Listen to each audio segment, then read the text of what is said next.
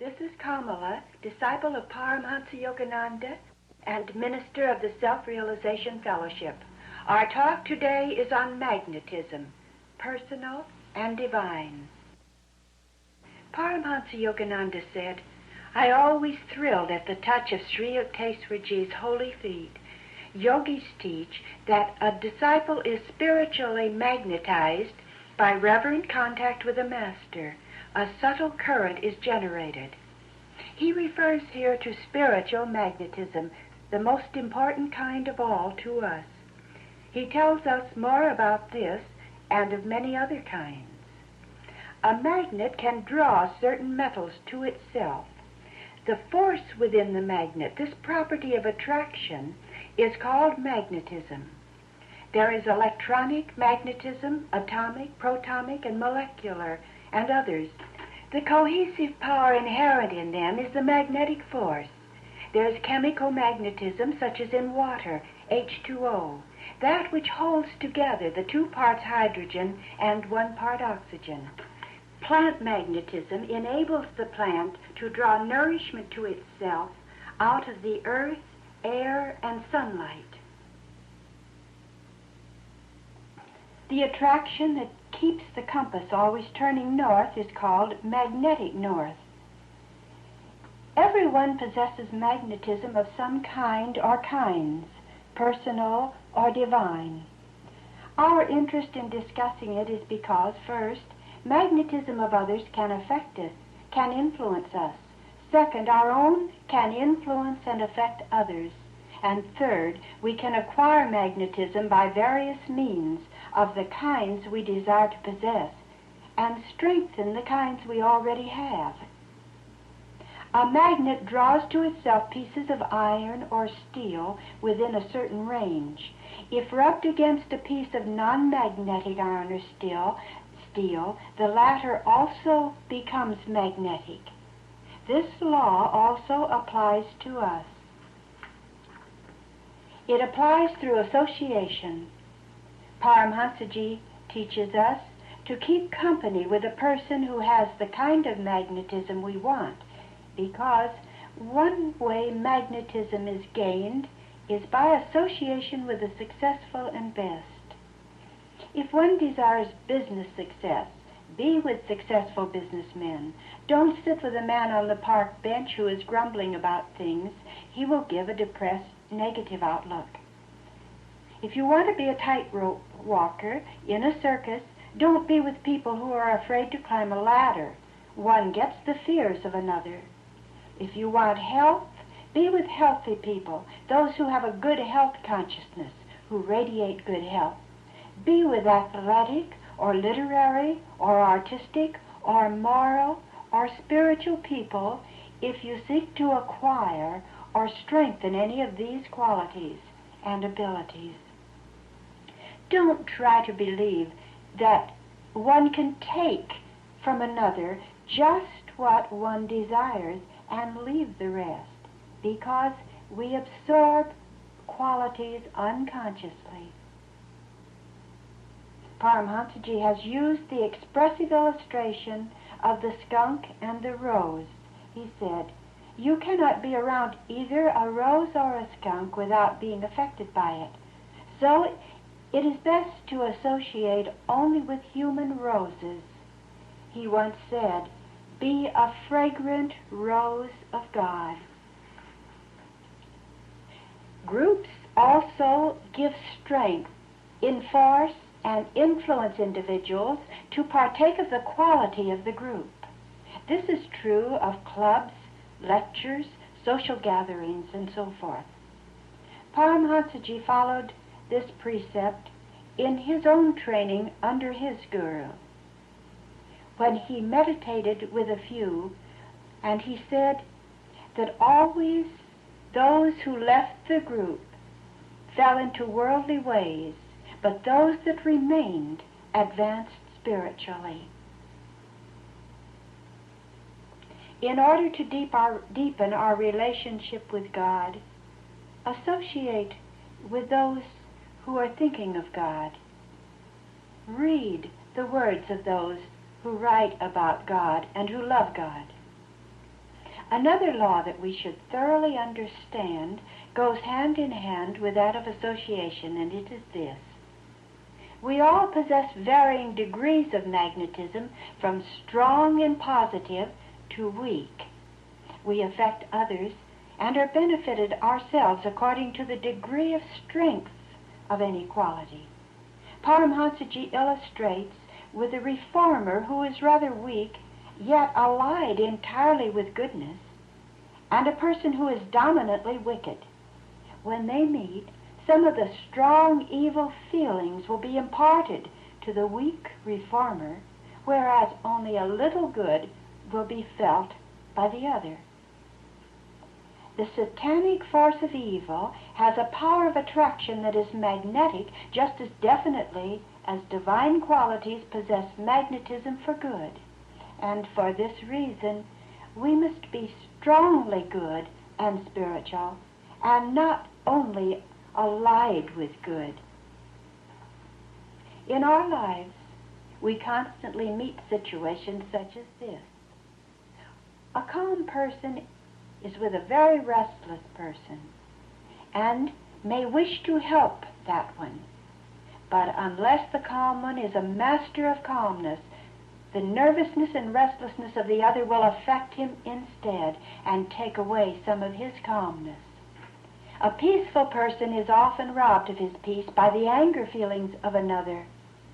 Unless one's peace is so strong that one cannot be drawn away from it, then we must seek to develop that strength in calmness and peacefulness. Many people have strong negative qualities, such as nervousness and restlessness, and strong undesirable qualities, such as ego, selfishness, feelings of superiority, prejudices, and so forth. And very usually, they feel sure in their positive attitudes. So one must be even stronger, more magnetic in the opposite qualities, not to be influenced. And even so, one receives some of the vibrations through association. So until such strength is developed, it is good to avoid whenever possible those who have strong tendencies that one does not wish to absorb. Paramhansa has told us that magnetism is also exchanged in shaking hands. The most positive will give to the less positive, not in outer manner, but of what the individual is. In Kipling's story of Kim, there's a beautiful instance of the imparting of qualities between the young boy Kim and the old Lama. Love bound the two. The very healthy young Kim gave strength to the old Lama, and in return Kim absorbed the deep spiritual qualities radiating from the Lama. A few lines from the story show Kipling's insight into this subject of the imparting of qualities one to the other, and he tells us this. One day when Kim had broken from strain and fatigue, he blamed himself for neglecting his loved Guru. The Lama said to him, "Neglect me? Child, I have lived on thy strength, as the old tree lives on the lime of a new wall. Day by day, since Shamli down, I have stolen strength from thee. Thou hast never stepped a hair's breadth from the way of obedience." Comforted, Kim replied, kissing the Lama's holy feet and making him some tea, "Thou leanest on me in the body, Holy One, but I lean on thee for some other things. Dost know it?" The Lama's eyes twinkled. He said, "I have guessed, maybe."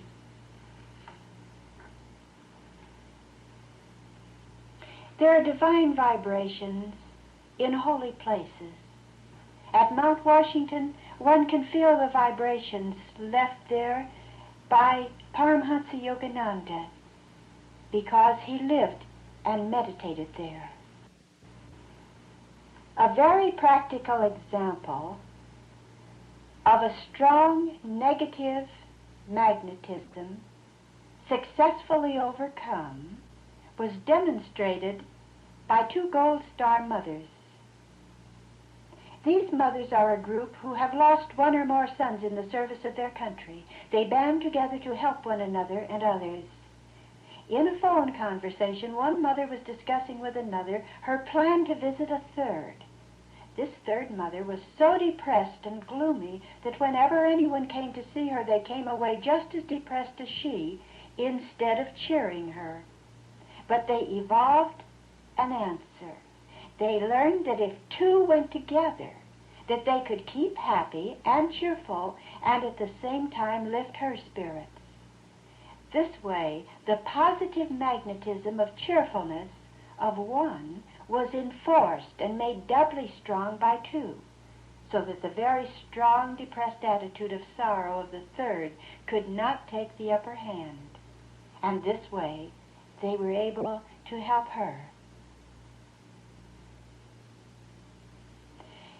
In the warm friendliness which some people radiate, we respond by feelings of friendliness toward them and others, merely by being in their presence.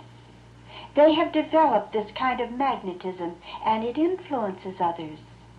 Often a minister or a doctor will come into a room, and a patient is lifted from a lethargic feeling and has a rise in spirit because a strength is magnetically imparted to the patient, who draws it to himself from the doctor. Yet no tangible object or word may yet have passed between them. The patient is like the non-magnetic steel that receives the magnetic qualities from the magnet, the doctor. Actually, strength is given and received, strength flowing from the strong one to the weaker one. This law operates on the physical, emotional, moral, mental, and spiritual planes. Another interesting aspect of this subject is magnetism of place. This is factual. Pilgrimages to holy places indicate understanding of this influence of place as lures for healing and so forth. The force remains in the ethers.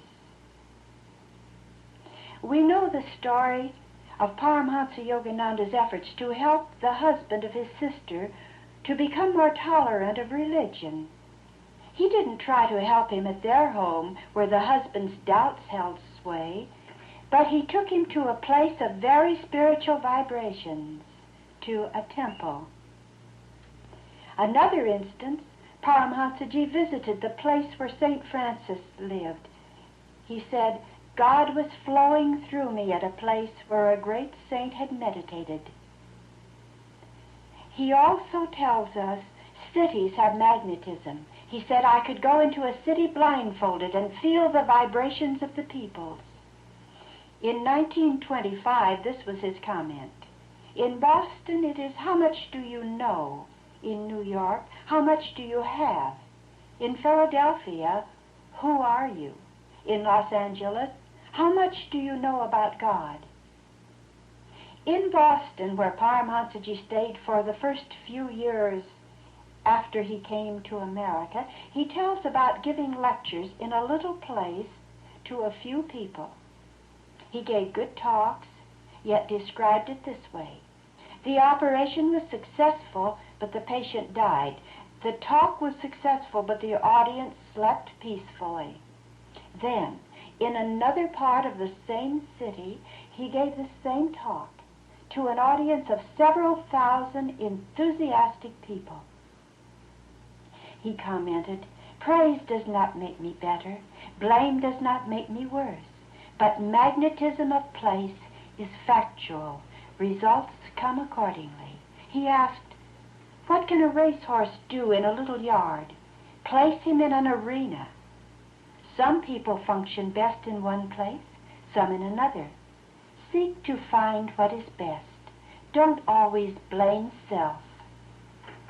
In addition to place, association, and strength of quality, Our Guru has told that magnetism is gained through thought and study, meditation and prayer, activity and service to others. He said, if a man continuously thinks, lives, and dreams on moral or spiritual subjects, spiritual or moral magnetism is developed. It is a compelling thought to realize, for instance, that if one lives and dreams and thinks courage for many years until there does not remain a vestige of fear in the consciousness, then that one will possess a magnetism of courage that can pour courage into another, into those who have fear, and heal them of it. This is a wonderful law. The choice is our own of what we may develop. Paramhansa has likened God to a divine magnet and said, he who rubs his soul on the divine magnet by concentration becomes part of that magnet of God. The saints and sages have heeded this great law and rubbed their souls on the Infinite One by constant attunement. Such ones, then, awaken only thoughts of God in others, as our Guru does. It is divine magnetism within the Guru that draws the disciple. Wherever our Guru may be, he is attracting devotees of God and attracting devotees to God. He tells us, you should strive for spiritual magnetism. It is a drawing, uplifting, expanding power. It is a quality of spirit. One who meditates on Om and God night and day develops this, and through it you will attract all that is good to you by meditation and service to mankind. There is one priceless ingredient that we possess, a magnetic quality that we can develop and increase, that will draw God into our hearts, our souls. What is this? Paramhansa has told us. Love is the magnet from which God cannot escape. So give your love to God.